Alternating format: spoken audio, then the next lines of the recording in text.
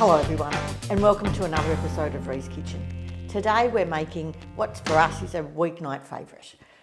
It's probably got the least number of ingredients that we ever have in a RiesKitchen episode, and today it is swordfish with orange and anchovies. Just simplicity, good ingredients, perfect. Let's get into it, shall we? So first up, of course, we have the star of the show, our swordfish. An orange, in my case, blood orange off my tree, some anchovies, olive oil and pepper. That's it. So let's start with the fish, shall we? Now I'm using swordfish today. It's a nice, thick, meaty, solid fish that's not too fishy and will hold its form as we're grilling. I have done this recipe with fillets of blue grenadier, with orange roughy, with whiting.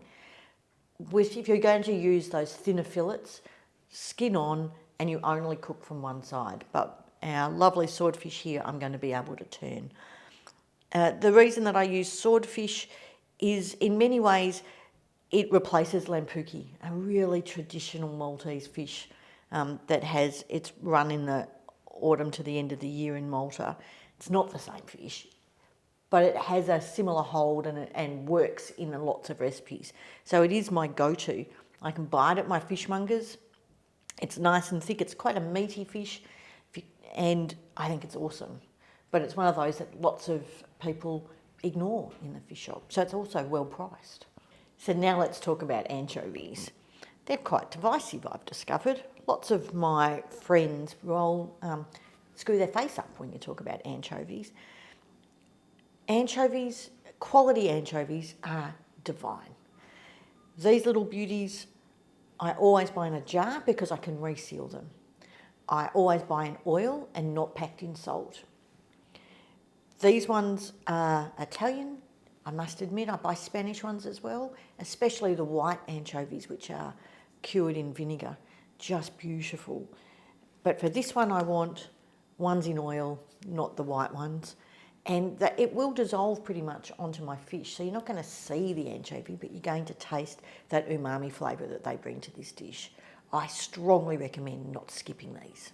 Now let's talk about the orange. So today I'm using a blood orange off my tree, but it's not really important what variety of orange that you use. So throughout the year I've used Valencias or Navels. They both work for this dish. Now I'm going to prep this orange in 4 different ways, and so you may want to have a spare orange around with you. I'm going to take a fancy zest that's going to be in little curls to make it look good when I'm serving. I'm going to take a zest using my microplane to add that punch of flavour into the dish as it's cooking. I'm going to take a couple of slices to twirl and place on top of the dish, again for presentation at the end, and I'm going to juice it. So first up, let's take our fancy zest, and to do that you use one of these little fellas. I don't need a lot, which is good because they're actually quite awkward to use.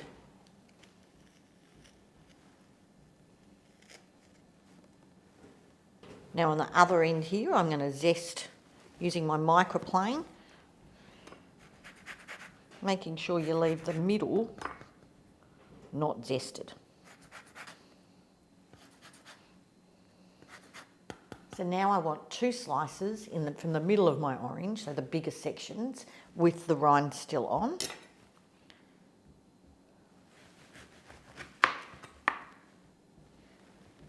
They don't have to be particularly big, just a couple of mil.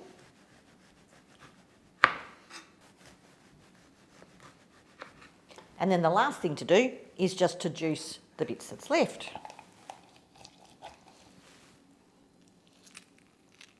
So now let's prep our tray. Now everybody's grill tray is different in their ovens. Mine has the separate rack on top of the tray. I've popped some tin foil on here, which I'm going to oil now, just to help stop the fish from sticking. When I flip it over, makes it easier. If you don't have a rack, it doesn't matter. A bit of tin foil, A, helps with the cleaning, but B, just stops it sticking. So a little bit of olive oil. I'm just going to brush that over. So let's prep our fish. So first up, I just want to pat it dry with some paper towel.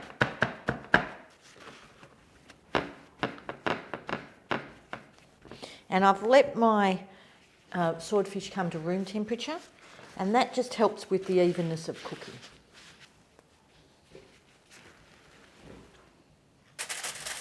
So now I'm just going to put a little bit of cracked pepper on my fish. I don't actually think you need to do any salt, but feel free. And then some of that orange juice, and let's just baste that piece of fish. So now we're going to pop it into my oven or my grill. I've got it on a standard grill, not fan forced, so a standard grill medium. And this is going to take 3 to 4 minutes. Thickness of these, probably 4.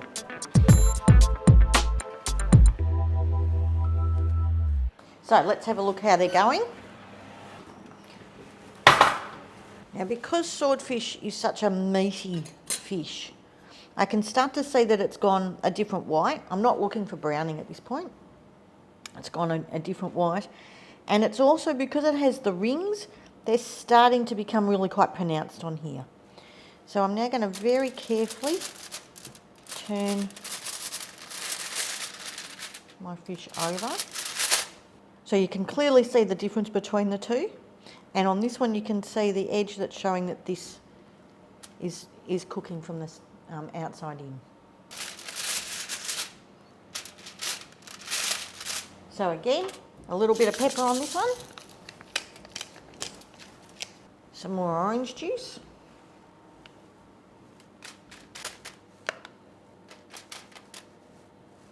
And now, the fine zest I use my microplane on, I'm just going to divide, plonk it on and spread it in a minute between the two pieces. And lastly, I'm just going to put an anchovy fillet across each one. So back under the grill for another 3 to 4 minutes.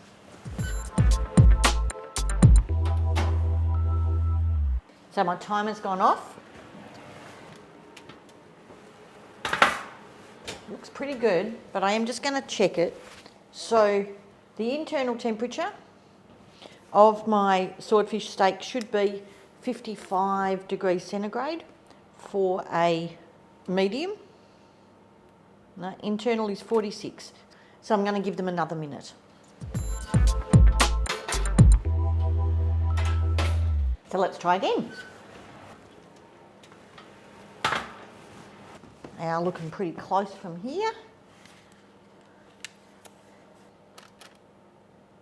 56, 55, we're good to go. So like any good steak, this needs to rest for 3 to 4 minutes. So I am going to pop one on my plate here and dress it, ready to serve.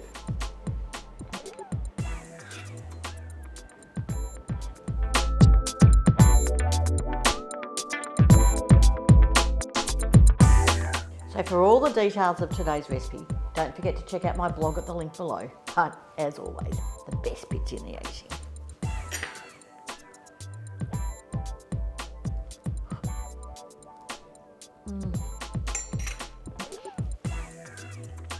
It's just flaking away and the citrus just pops. This is a fabulous, quick weeknight dinner, or fancy for a dinner party if you wanted. I hope your family enjoys it as much as we do. Can't wait to tuck in and finish the rest of this now. Until next time, everybody. Ciao.